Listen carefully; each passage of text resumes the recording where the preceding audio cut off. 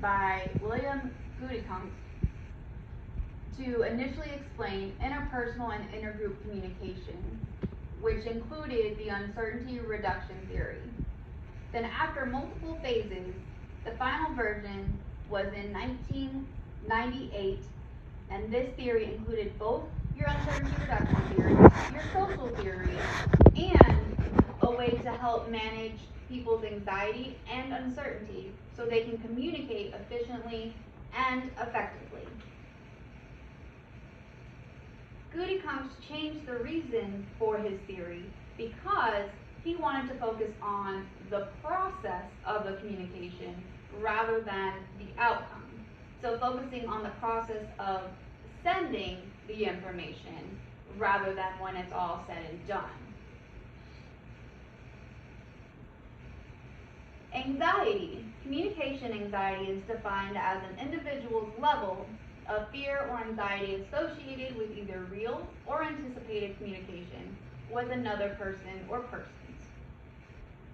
So anxiety has 6 variants, and those variants are trait anxiety, formality anxiety, novelty anxiety, audience anxiety, situational anxiety, and uncertainty.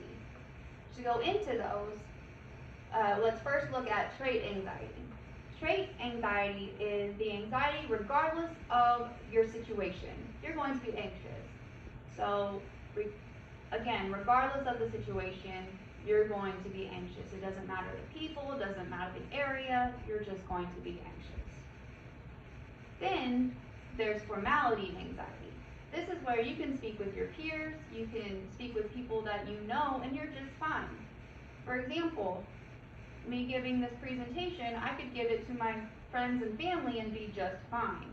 But having to be more formal and know that I'm getting graded, that's where formality anxiety comes in. Then there's novelty anxiety. Novelty anxiety is you get anxious with intense conversations. So that could be a political conversation, that could be your religious conversation. So when your conversation intensifies, then you will get anxious, and that's what novelty anxiety is. And then audience anxiety is just that. Anxiety brought on by a particular audience. This is if you're presenting in front of people that you're not familiar with. So you will get anxiety.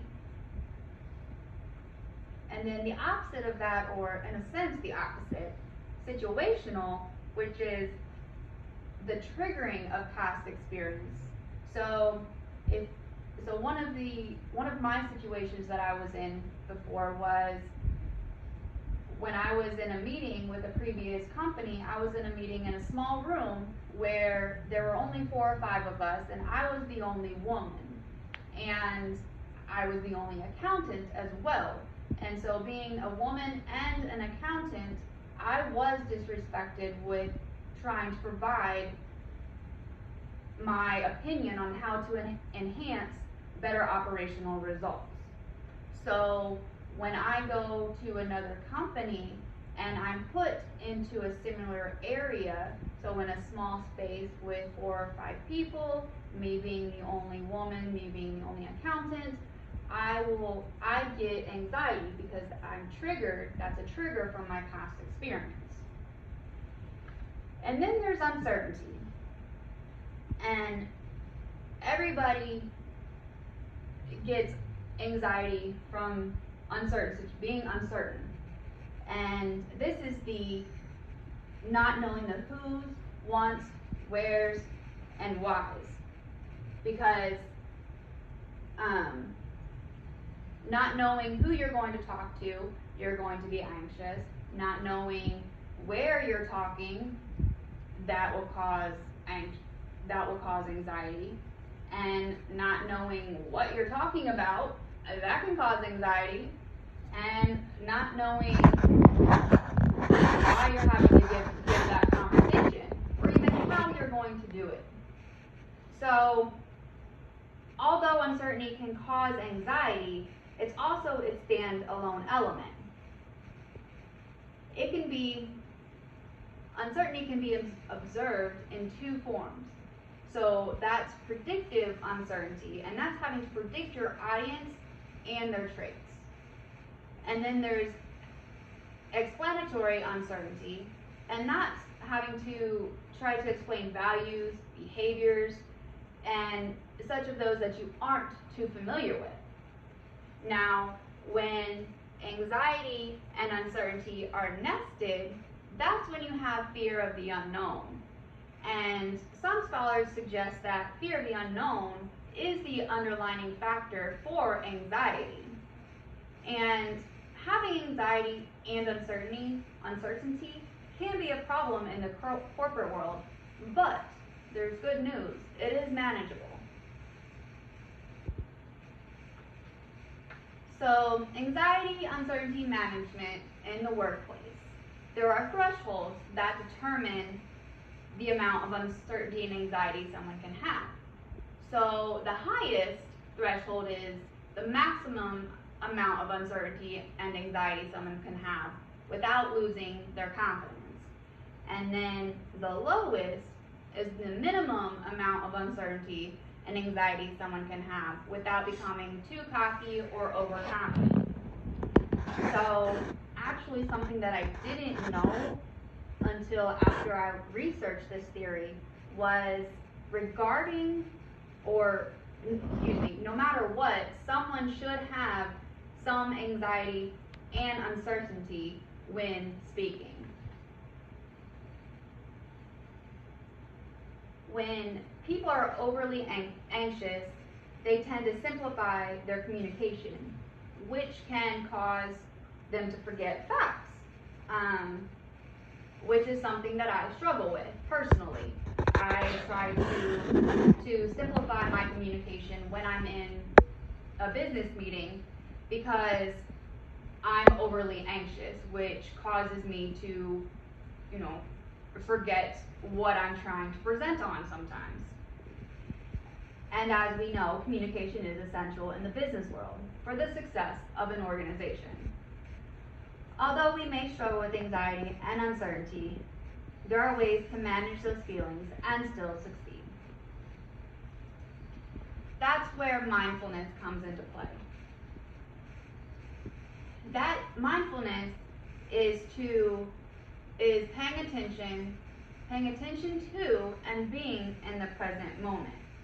So, or as my family and friends would say, practice the pause, or practice being present, or my friends will tell me both. I actually will get a pause emoji in my text messages if they think that I'm overthinking or I'm becoming anxious and uncertain.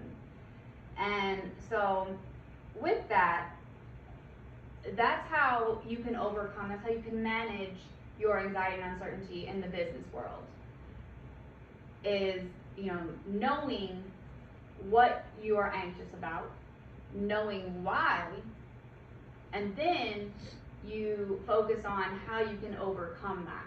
So for example, for me specifically, I knew I was anxious with this presentation, and as I mentioned, I try to overcompensate, and so I will forget facts.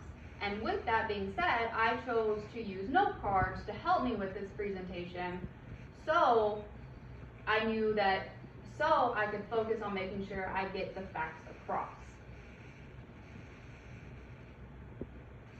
Now, the biblical principle I wanted to focus on was Philippians 4:6. This is, be anxious for nothing, but in everything, by prayer and supplication with thanksgiving, let your requests be known to God, and the peace of God, which surpasses all comprehension, will guard your hearts and your minds in Christ Jesus. So you need to remember, if you're going to present in a meeting, you're going to speak in a meeting, then not only be mindful of your anxieties and where you currently are, but also give it to God. You know, pray before you give a presentation. Let Him take your fears. Let Him worry and not you. And these are my references that I use.